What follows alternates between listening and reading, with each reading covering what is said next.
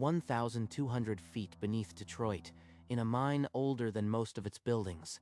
A shift begins like any other, except for the rules. I work in the Detroit salt mine, 1,200 feet beneath the city of Detroit, 1,500 acres of tunnels carved out of pure salt rock, active since 1906. Rule 2. Do not whistle in the southwest gallery. They hear it. They answer. Every miner inherits 6 rules, rules that have kept men alive in a place where the walls remember disasters. In 1954, a wall collapse in the southwest gallery exposed a sealed-off section. What the crew found in there has never been publicly disclosed. The miners just call it the crew. I am going to tell you what we know. And why? For 70 years, no one has dared whistle in the southwest gallery. You get down here, you hear stories. But the truth is simpler. Sound carries, and sometimes it carries back. A whistle in that gallery, and something in the dark answers it. Every time. That rule is the first one drilled into every new miner. The second is less obvious. Section 14. Nobody takes pictures there. The salt crystals. They ain't just crystals. They form shapes, rows of them. Up close, some of them look like faces watching you work. A man tried to photograph them once. When he developed the film, he saw something standing behind him. He didn't come back after that. Company said he quit. We know better. The rules exist because the mine remembers in ways it shouldn't. The last 4 rules, they make more sense once you understand what we're really sharing these tunnels with. And that understanding starts with the air shaft that was never sealed, and the digging you hear when no one is there. The 1906 air shaft. It's not in service, hasn't been for decades. But the company never sealed it. The records say it's locked. There's no lock. A rusted ladder drops into darkness deeper than engineering allows. Rule 3. Do not climb it. Something comes up that shaft after midnight. The men who've tried to prove it's just an empty hole never work another shift. Then the sound. Pickaxes. Alone in a gallery, you hear them, steady, rhythmic, like a crew working a face. Rule 4. If you hear pickaxes when no one's mining, don't stop, don't call out, walk to the lift. Because if you pause, they pause, they pause. And the silence after is worse. Every veteran knows the rhythm. 8-hour shifts, meal times, changeover. The dead keep their schedule. I heard them my first month. Steel on salt, then silence. I froze until another miner pulled me toward the cage. The last 2 rules aren't about avoiding the strange. They're about what you do when it stops avoiding you. Rule 5. The company knows about the crew. They won't acknowledge it. Don't ask. A memo once circulated among the staff, warning against unusual encounters. It was pulled the same day. Rumor is someone in management saw one of them in a corridor in 1972.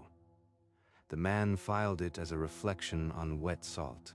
But when you are 1,200 feet down, reflection isn't the word you'd use. Rule 6. If you encounter one of the crew face to face, address them politely. Do not run. Do not turn your headlamp off. You tip your cap like you would to any man. Evening, you say, just like that, because if you run, they follow, not to hurt.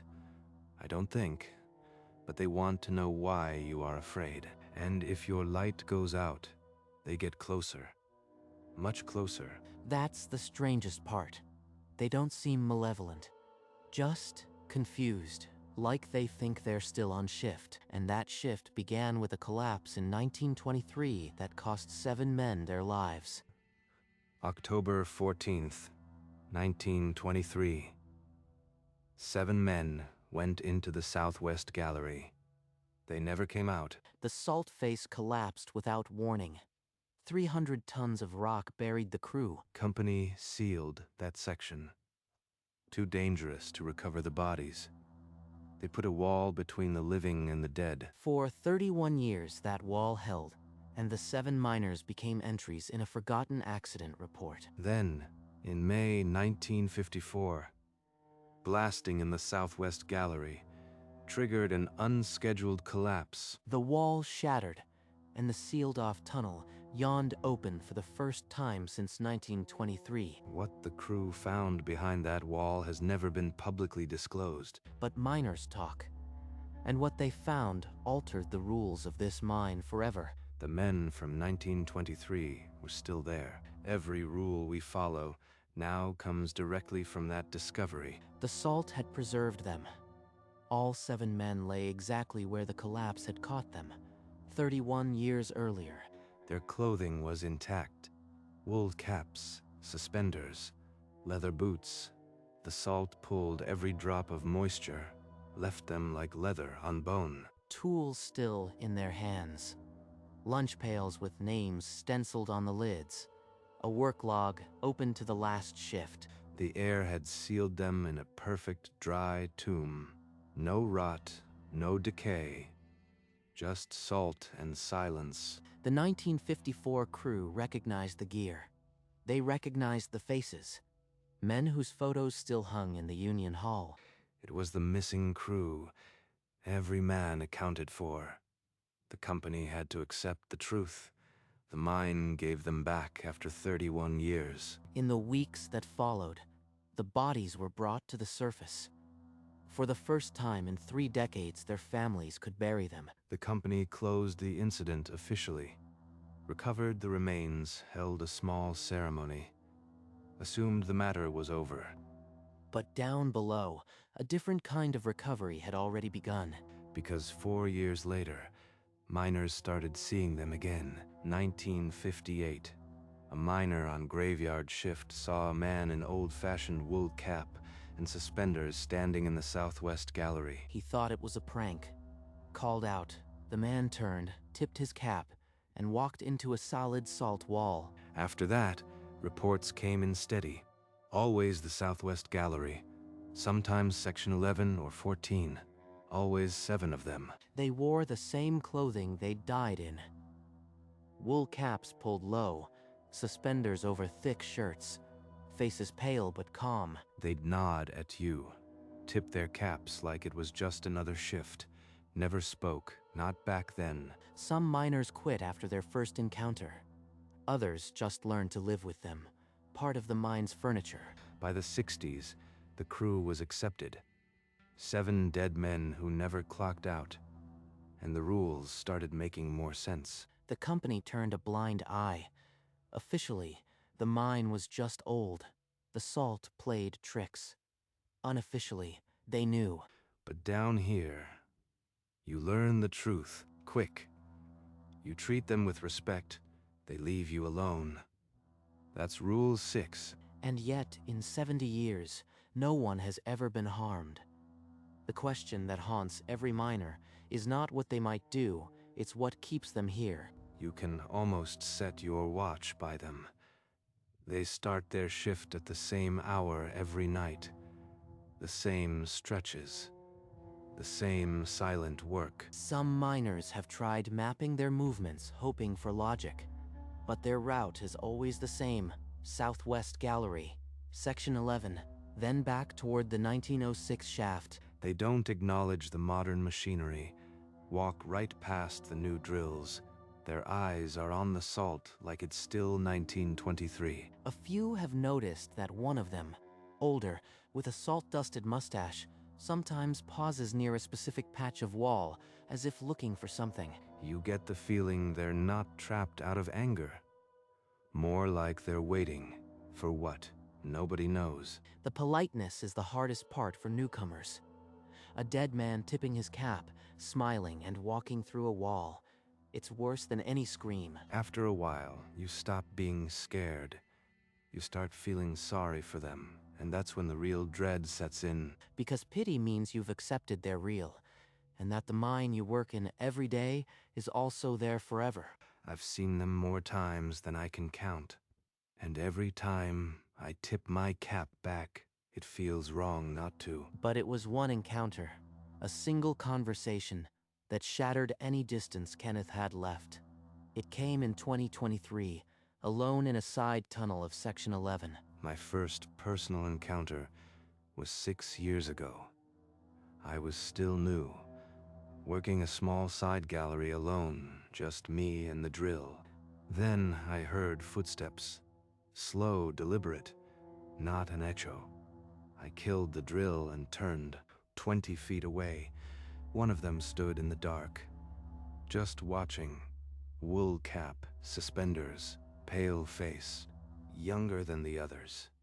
Didn't move, didn't speak, just stared with this patient, sad expression. Rule 6 ran through my head.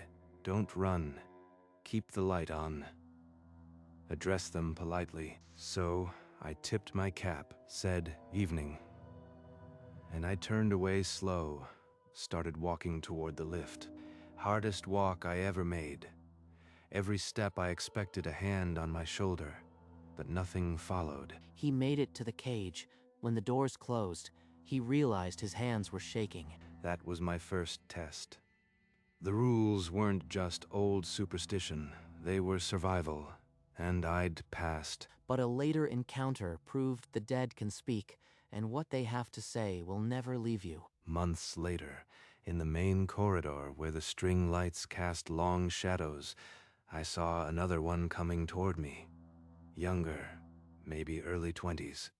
He walked with his head down, like he was counting steps. The tunnel was wide, but there was no alcove, no side passage to step aside. I remembered the rule. Don't run. Keep the light on. Be polite. So I stood my ground and tipped my cap. Evening. Evening. His heart hammered, but the word came out steady. The ghost nodded once, then continued past him into the dark, as if he were just another miner ending his shift. That was the first time one of them spoke to me directly.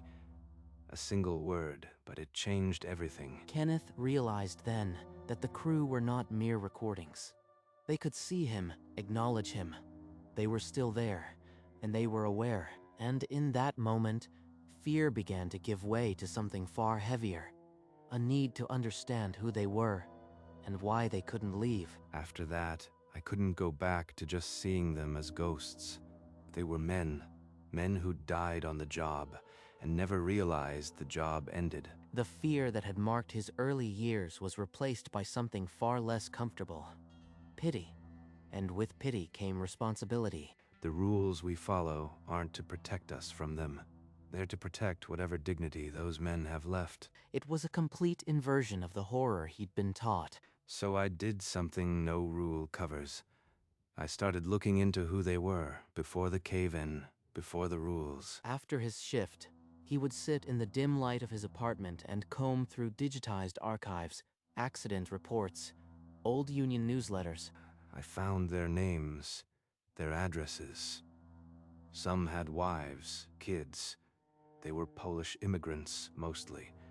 Came here for work in the mines. Each name came attached to a life cut short. A family that had waited for a knock that never came. And one name, one face, kept coming back to me. The older ghost with the mustache, who always paused near that patch of wall. I needed to know his story. What he found would lead him back to the mine, and to a conversation that no living person had ever had. The older ghost, the one with the salt-dusted mustache in the old accident reports, his name was Joseph Kowalski. He was 31 years old, a Polish immigrant who had arrived in Detroit in 1912. He had a wife, Anna, and a little girl, maybe 5 years old. The company files noted that his wife waited for word for weeks after the collapse. The body was never recovered. That explained why he always paused near that patch of wall. Likely the last place he was working. Kenneth had walked past that spot 100 times without knowing it was a grave marker. I couldn't change what happened, but I could remember them. I could say their names. He dug further. Anna's life after the accident. She never remarried, raised their daughter alone, and lived to be 98. She died in 1991 in a nursing home, still waiting for him to come up that lift. And so, in the fall of 2023, knowing everything he knew, Kenneth found himself alone again in Section 11. The light caught him first, a shape that didn't scatter like the normal shadows. Kenneth froze.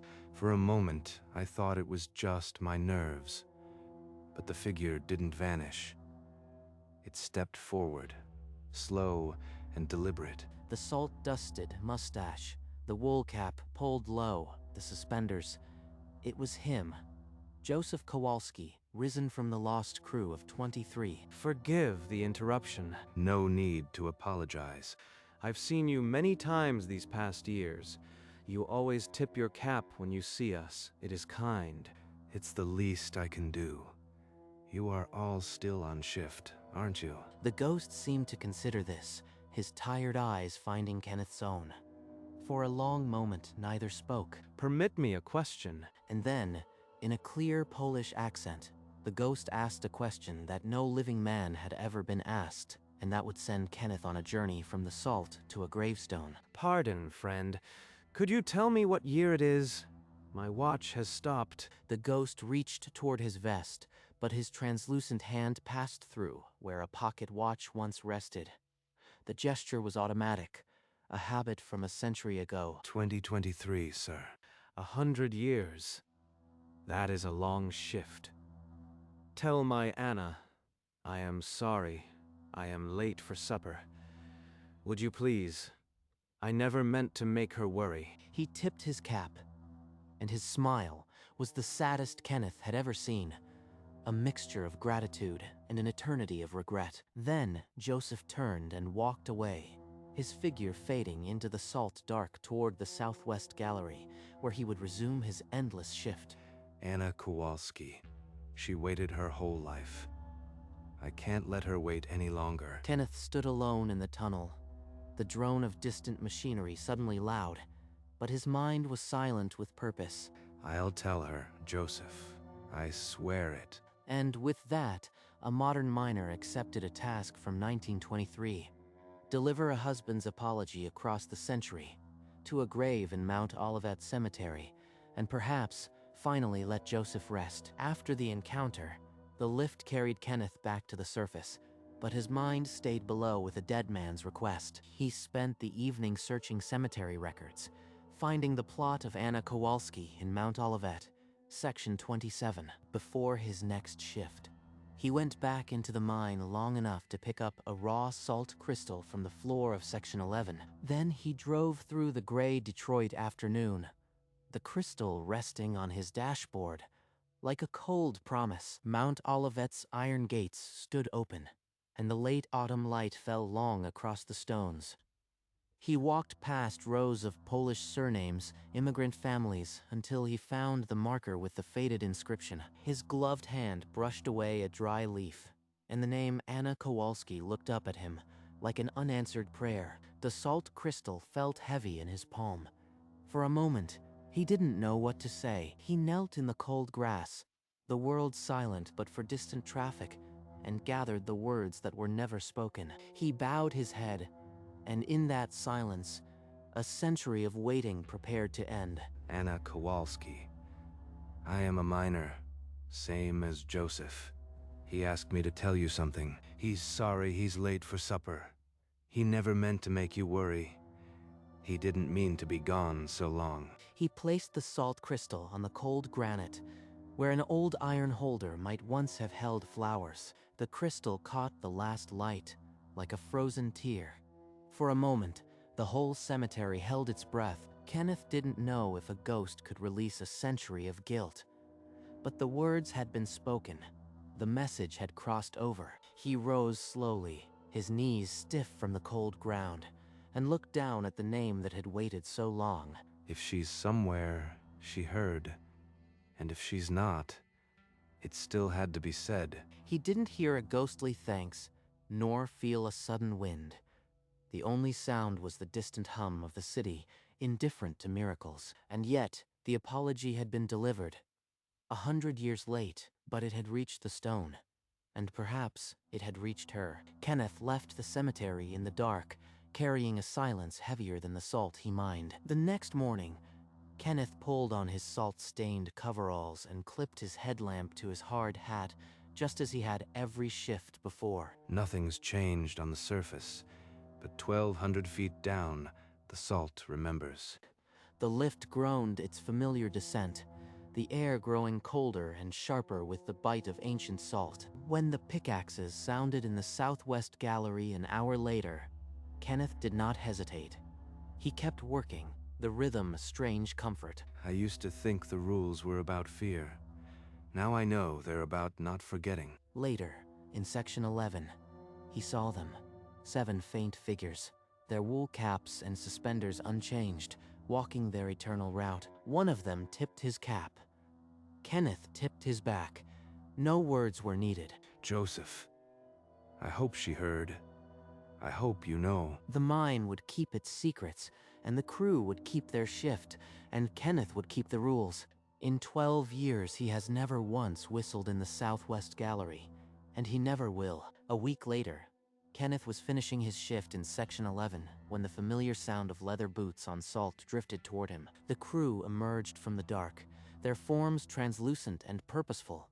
Kenneth counted them by habit, 6. He scanned their faces, the younger one, the tall one. The man with the limp, but the wool cap and salt-dusted mustache were nowhere among them. Joseph. He's not here. After 70 years, he's not here. The remaining ghosts passed with their usual polite nods. Kenneth tipped his cap, but his heart was pounding. He stood in the silence long after they vanished, the underground drone the only sound. She heard. After all that time, Anna heard, and he knew. He could finally go home. The salt itself seemed brighter, as if the mine had exhaled a century of sorrow. The next day, Kenneth walked past the patch of wall where Joseph always paused. A fine salt dust had settled in the shape of a handprint, as if someone had pressed their palm there in farewell. 6 rules, 6 ghosts, and 1 miner who had learned that the dead don't need to be feared, only remembered. The handprint is still there this morning. I'll never touch it. That's his wall, his goodbye. The pickaxes still sound in the southwest gallery, but now they carry a different weight. Not a threat, but a memorial. A week after that, Kenneth returned to Mount Olivet in the rain. The salt crystal on Anna's gravestone had dissolved slightly, fusing to the granite. He left another fresh crystal, this one from the southwest gallery, where Joseph had last worked. He didn't speak this time. He simply tipped his cap, turned, and walked back through the wet grass. Some guys at the mine asked me about the handprint.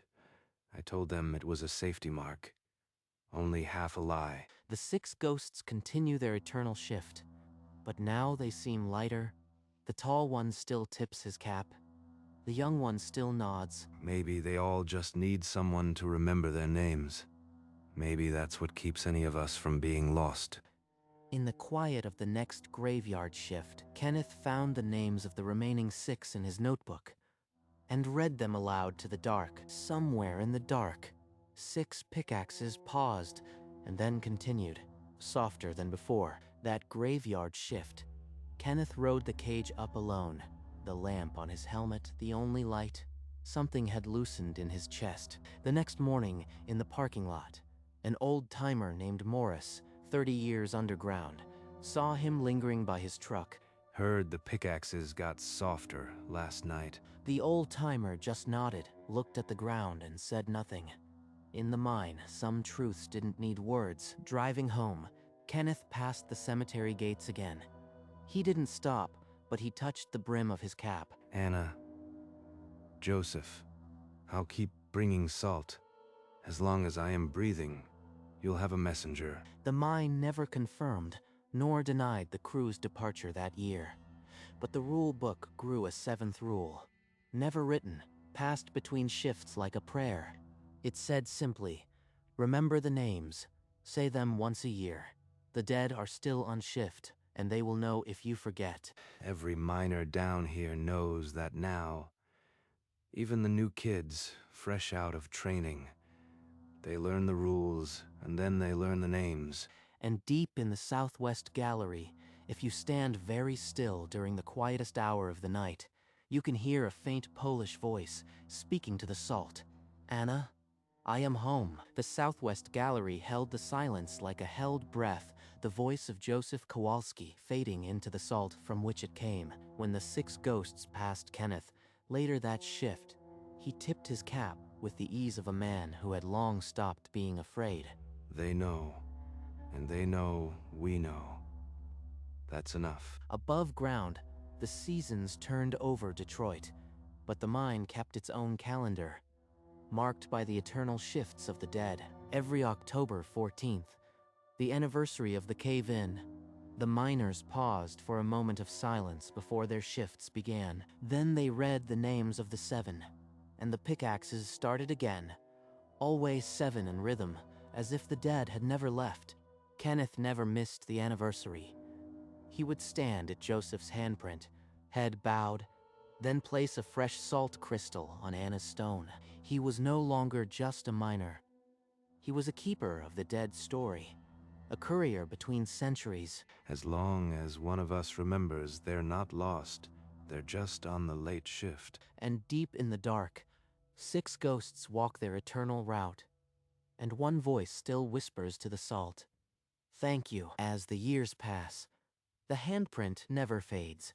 New miners are shown it on their first day. Joseph's Wall, they call it, with no further explanation. The 6 rules are still printed on the safety board, but the 7th, unwritten, is the one that keeps the mine alive. Remember them. Say their names. Honor the shift that never ends. Kenneth's hair is graying now, but his cap tip is as precise as ever. He still places a crystal on Anna's stone every year. Some nights, alone in Section 11, he swears he can feel a hand on his shoulder.